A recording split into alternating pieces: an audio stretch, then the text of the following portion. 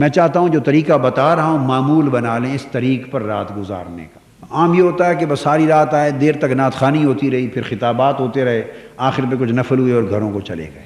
طریقہ مسنون بتا دیتا ہوں، اچھا، جو بہت سارے بزرگوں نے، اولیاء نے، صلحاء نے حضور علیہ السلام کی مبارک سنتوں سے اخذ کر کے بیان کیا۔ ایک تو اس رات کے معمولات میں آپ یہ رکھیے گا کہ قرآن مجید کی تلاوت کریں، اور سورہ یاسین کی کم سے کم 3 مرتبہ تلاوت۔ اس کے بعد سورہ دخان، اس میں اس شب برات لیلہ مبارکہ کا ذکر ہے۔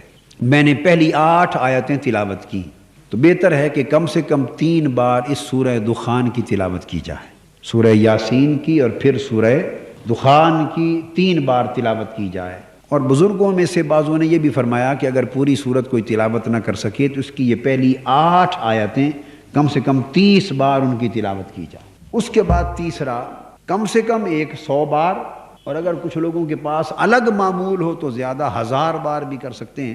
دعائے حضرت یونس علیہ السلام اس رات کے لیے بڑی مجرب ہے۔ لا الہ الا انت سبحانک انی کنت من الظالمین، لا الہ الا انت سبحانک انی کنت من الظالمین۔ ایک تسبیح تو کم سے کم اس کی رکھ لیں، اگر کوئی زیادہ بھی پڑھنے کی فرصت ملے تو برکت ہے۔ اسی طرح ایک تسبیح استغفار کی، استغفر اللہ العظیم الذی لا الہ الا هو الحی القیوم واتوب الیہ۔ اور ایک تسبیح کم سے کم درود پاک کی۔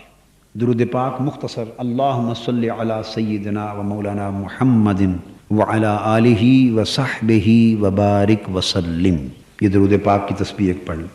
اور اس کے بعد اس رات ضرور کرائیں صلاۃ التسبیح، جیسے لیلۃ القدر میں ہم 27ویں کی رات کراتے ہیں، تو یہاں پھر پہلے ان اوراد اور وظائف کا وقت ملے، پھر صلاۃ التسبیح ہو۔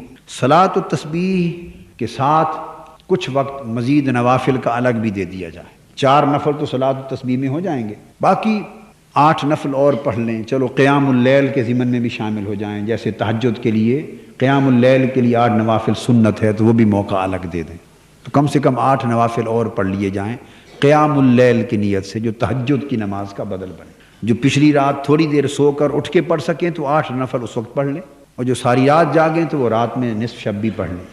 اور اس کے بعد پھر حلقہ ذکر کریں، کچھ دیر حضور علیہ السلام کی نعت شریف کی محفل بھی کریں، اور آخر پہ حلقہ ذکر کریں۔ نوافل کے بعد نعت شریف کی محفل کریں اور حلقہ ذکر کریں، تاکہ اس طرح تمام برکتوں کے ساتھ اس رات کو معمور کر لیا جائے۔ اور ایک دعا آپ کو بتا دیتا ہوں، مختصر ہے، جو کثرت کے ساتھ اس رات نوافل کے دوران بھی پڑھتے رہیں۔ ہر 2 نفل پڑھیں تو دعا کر لیں، پھر اگلے 2 نفلوں کے بعد دعا کریں، صلاۃ و تسبیح کے بعد بھی پڑھیں، قیام اللیل کے بعد بھی پڑھیں، اور چاہیں تو تسبیح بھی اس دعا کی کر لیں۔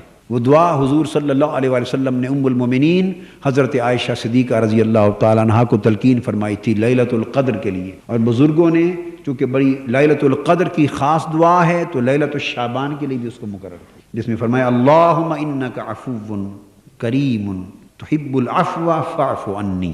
مختصر تو اس طرح بھی پڑھ سکتے ہیں اللہم انک عفو، یہ حدیث پاک سے ثابت ہے، حضور علیہ السلام کی تلقین فرمائی گئی دعا ہے۔ کہیے اللہم انک عفو تحب العفو فاعف عنی، فاعف عنی، فاعف عنی، بس ایک ہی بار کہنا ہے اللہم انک عفو تحب العفو فاعف عنی۔ اور جو احباب پوری یاد کر سکیں بے شک لکھ لیں، تو وہ اس کے بعد یہ بھی کہہ سکتے ہیں فاعف عنی کے بعد اللہم انی اسألک العفو والعافیہ والمعافاة الدائمہ فی الدین والدنیا والآخرہ، یہ پوری دعا کر لیں۔ تو یہ لیلۃ القدر اور لیلۃ الشعبان، لیلۃ نصف شعبان کے لیے معروف